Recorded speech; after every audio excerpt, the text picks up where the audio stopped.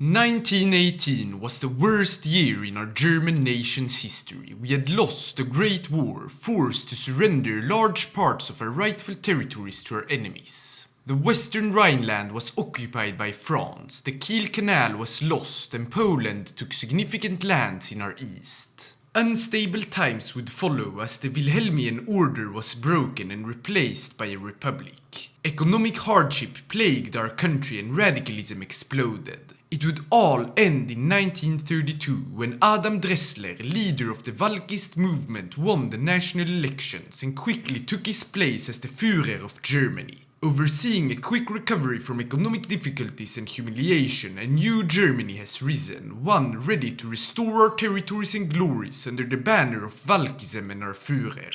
Our rule is not as perfect and united as it seems though, as inside the government halls, three factions are vying for power. The conservative young German order on one side, the extremist agrarian Valkist TST on the other side, and the orthodox Valkists who follow Dressler in the middle.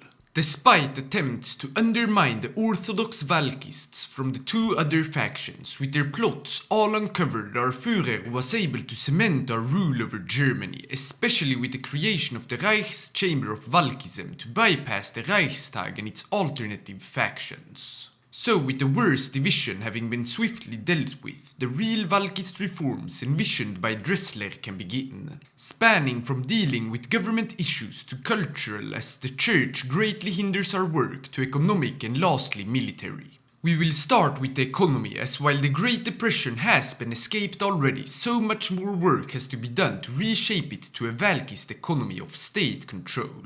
In order to enact these reforms, the remnants of the Weimar state and their parliamentarianism has to be destroyed first though. And so begins a massive cultural revolution to fight against the conservative elements of our society and secure national morale. While this is an important struggle, it will mainly be delegated to our interior ministry so we can return to the economy. But what a Valkist economy is hasn't been fully agreed upon, as the two candidates for the vacant job of chancellor have different views on it. Kloppe with his idea of possedism and Peitel believing in a national socialist economy, with Dressler fearing Peitel's vision being too close to the ordinary state-controlled socialism of Marx. Kloppe was chosen as chancellor, immediately putting in motion possedism, creating a system of economic chambers that will oversee the local economies, and then incorporating the banking system into them. We gained a lot of control over the economy, as they are all controlled by a centralized Reich economic chamber. While a bunch of economic reforms remain, our interior ministry has urged us to switch to focusing on internal matters, because not only is the church still weakening our rule, but conservative aristocratic officers are also hindering our progress. Deciding to begin with the officer corps, we put in motion hero reforms and the start of rearmament to attempt to gain some of the plotting officers' sympathy. Just in case, we still strengthened our paramilitaries who remain fully loyal to our cause. Moving on to deal with the church, we must first further strengthen our Valkist institutions before we can challenge them. This included fully subjugating the judicial system, pulling back on Prussian centralization in favor of federalization, and putting an end to the Reichstag by simply creating another parliament. So we are now strong enough to begin rooting out the Catholic Church's influence, as they prevent the Valkist revolution. It will be a long and painful struggle, but by taking it slow and steady and not having the conflict reach too high intensity, we will succeed. We started by erasing clerical influence while preparing several other maneuvers. Simultaneously to this fight, we finalized the last governmental reforms, creating the Reich's People Chamber to give all the power to the Führer and our people. With still some officers plotting against us, we used our newly gained political power to start a massive restructuring of the High Command, together with further war mobilization, both economic and conscription. Because having a little over 1 million men in the field and training, we have run out of volunteers, so limited conscription is a must. Using these reforms as a disguise, we also purged the rest of the officers, ending their monarchist reactionary ideas to pave the way for our Valkist cultural revolution. And we are actually seeing that it's starting to become successful, with both morale and social outlook improving. This success, together with our industry switching more and more towards a military focus, allows us to return to adopting positivism. The first thing, which is a must, is to destroy capitalism, which crashed our economy during the Weimar Republic. Instead, we will create a state-owned corporation to organize a big chunk of the working class. We also put in place massive controls on foreign trade to decrease our reliance on our enemies and pave the way to eventually pursue autarky. Before we could continue further, excellent news arrived from the Interior Ministry. Through significant actions, the church is pushed out of the way, and they only remain as a powerless institution, unable to stop our cultural revolution. The revolution has also moved onward significantly, with only a single state having a negative view of it. This leads us to our main goal, the rebirth of Germany from our fall after the Great War. With a 1,000,000-man strong army, the time to rip apart the Versailles Treaty has arrived. The first step is to restore our territorial integrity by marching into Hamburg, but we didn't stop there. We actually demanded the complete submission of the Kiel Commune. With them refusing, we sent in our troops nonetheless, starting our first war. We quickly found that they were harder to defeat than imagined. Our divisions aren't that great, and the communists are extremely determined, with even a revolt inside our territory. It was only thanks to the Reichsmarine, which encouraged us to stage a naval invasion of Schleswig, that we could bypass the Commune's defenses, and with attacks from the two sides we could eventually secure Kiel, defeating the communists and restoring the first territories lost after the Great War. Overall, this conflict was a failure, however, with over 40,000 casualties on our side and weaker performance than we expected. Something drastic has to be done. Fortunately, our scientists have already drawn lessons from our failure. We need more speed and firepower, which tanks is the solution to. Hopefully we will be able to start producing them in only 100 days, but since we don't dare continuing our expansions without them, we will turn back to internal matters. Continuing the war on capitalism, we purged Western influence to raise national morale, opened up state-owned car factories, which will come in handy for our military now that we adopt lightning warfare, and conducted de-individualization of the economy. With our medium tanks now already entering production and 4 divisions beginning training, we return to our military focus, deciding to start reforming our doctrine according to our tanks, but also completely unrelated put a much larger focus on research. Not only on small arms, but also more generally by funding war academies and improving their research capabilities. Together with the militarization of higher education, we are certain we will be on the bleeding edge of science. As our tank divisions are halfway through training, we are once again approaching conflict, now against the anti-Valkist League of the Rhine and Austria. With a big chance that the Continental Entente gets involved, we need to make sure we are ready, which we currently aren't. Because while the Cultural Revolution's goal has been reached on social outlook, national morale remains muted. The only solution is propaganda. So the Ministry of Propaganda was formed, and with the significant funds put into the agency, television and radio was put under its control and used to raise our national morale. On the new year of 1940, our people have already been turned optimistic, and with our 4 panzer divisions deployed, we stand ready to demand Austrian subjugation. That we did, but just as expected they were defiant. So, confident in our new army, we declared war on the anti-Valkist alliance and started first the invasion of Austria. Unlike the Kiel intervention, we find ourselves racing against time, as if we aren't successful enough quickly enough, intervention from France is a certainty. With our infantry now supported by our tanks, the border town of Salzburg was quickly captured, opening up the rest of the country. While the terrain isn't perfect for our tanks, they could drive along the Donau towards Vienna. Meeting a lot of resistance from the spread out Austrian divisions, we couldn't capture the capital immediately, but with a turn to the south, leading to the fall of Graz and encirclements along the Czech border, the capital defenses eventually succumbed and the Austrian government capitulated. Quickly moving to the Rhine, we staged our offensive from the lands of our Dutch allies to bypass crossing the Rhine River, and here our panzers really showed their effectiveness.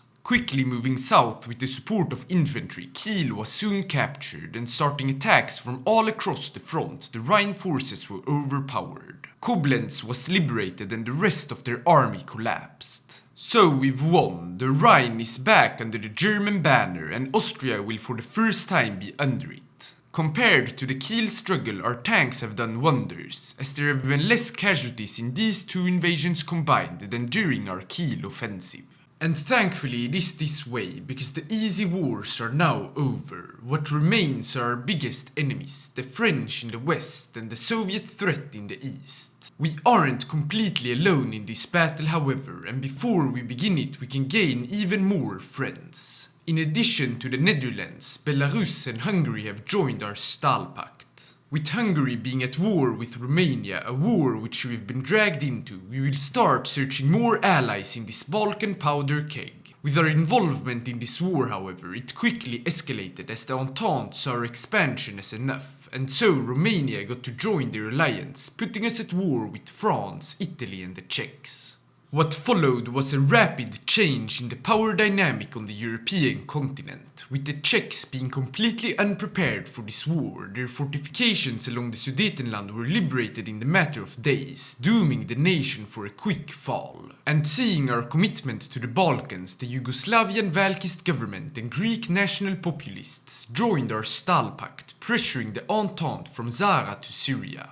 And this is where the war will be conducted, for now at least, because while we'll fight in the Balkans, the bulk of our army will prepare to face the west and if all goes to plan, defeat France in a spectacular battle. But starting with 4 panzers in Romania, since they didn't expect Yugoslavia joining the war, the road to Bucharest was completely open. With so many enemy forces still fighting in Transylvania, the Romanian government didn't immediately surrender. Instead, we had to continue, snaking to all major towns east of the mountains, until with advances from Hungary as well they surrendered. Moving to Yugoslavia, we first helped our allies to stop the advancing Entente forces, then staged localized counterattacks, which would have disastrous consequences for the invading army, as over 20 Entente divisions were encircled. We wouldn't spend time defeating them though, because with Spain joining our pact, somewhat distracting the French by opening a second front, we decided to launch our grand plan. A reformed Schlieffen plan of going through the Benelux, and this time we will reach Paris.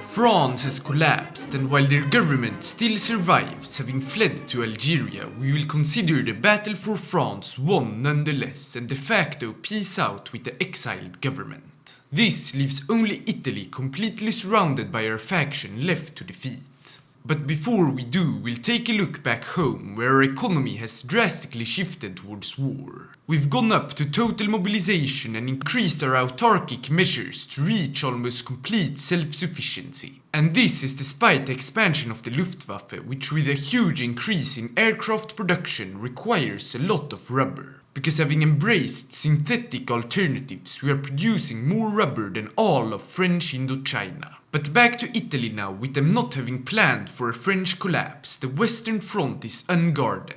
Not wasting a second, we started driving into the country with our panzer divisions, shortly followed by our infantry. While some Italian forces started showing up after having captured Milano, they could only slow us down and not stop us. So soon Venice and the Northern Front was cut off from the boot of Italy, isolating an important part of the Italian army. Just as expected, Rome was captured with no issue, and while once again a bit more defenses showed up to defend Napoli, the city fell nonetheless.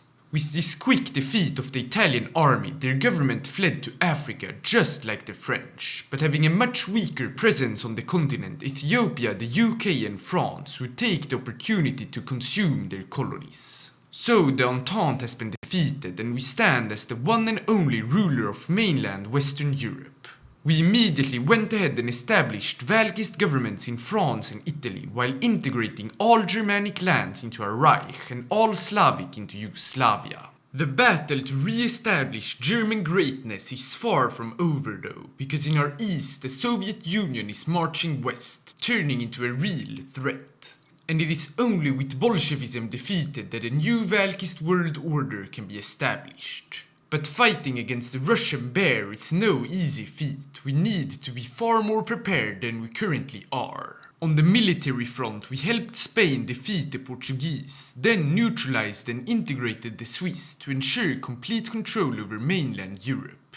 Feeling threatened, Bulgaria was also willing to join our Stahlpact, putting every single European nation except those invaded by the Soviets in an alliance. But the biggest, most important preparations weren't conducted by the military, but by the state back home. Because the only way an invasion of Russia is successful is if the home front remains fully in support of Valkism. While the Valkist cultural revolution has ensured this is true for now, we need to make sure it's always like this. And so the Führer decided to go further than simply taking complete control over the previous democratic institutions. We need to establish a total state. So despite the Soviets firmly planted along our border, we started drafting a new Valkist constitution. During the 100 days of conference, a lot was decided. We completely scrapped any trace to the Weimar Constitution, wrote in the Führer's thoughts and writings, but still retained some power to the ministers and chancellor,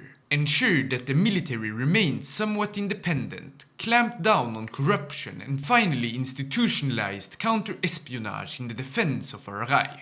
This new constitution opens up a whole door of new possibilities as the Valkist dream is finally starting to turn into a reality. But the Soviets remain and the time to strike them down has arrived. Quickly formalizing an anti-Bolshevik pact with all our allies, we then went ahead and declared a state of emergency to grant the Führer the power to begin the final struggle. Commencing Operation Barbarossa, we immediately saw great success. In the Baltics, half our panzer army reached our Belarusian ally and drove past all Soviet defenses defending Lithuania. A similar move was seen in Ukraine, where our panzers had already broken through and reached Kiev in the matter of days. While connecting with Belarus was harder this time due to the marshy terrain, with support arriving from the other side, the Soviets eventually had to retreat, leaving their whole Polish army encircled. Putting all our focus on destroying this huge encirclement, about a month later all of Poland was secured and we've inflicted over 1.5 million casualties to the Soviets already, with only a tenth of that for our alliance. And it's not only on the ground that we are seeing success. In the air, maybe as much as half their air force has already been demolished, with constant continuous downings. With winter approaching, we moved our whole tank force to southern Ukraine and started driving along the Black Sea. With Italy having already invaded Crimea by ship, we could focus all our efforts on moving straight eastwards, capturing Mariupol, Donetsk and finally Rostov. Seeing our allies pushing through the Caucasus Mountains in the south, we have the chance of a lifetime to completely destroy the Soviet southern front and put us in the perfect position to, once spring arrives, conduct an offensive on Moscow and Leningrad. Splitting our tank force in two, one towards the south and the other towards Narodograd, the southern offensive saw quick returns, with us reaching our Greek allies in the matter of days. The second offensive was also a great success, but the closer the city we arrived, the less supply we had.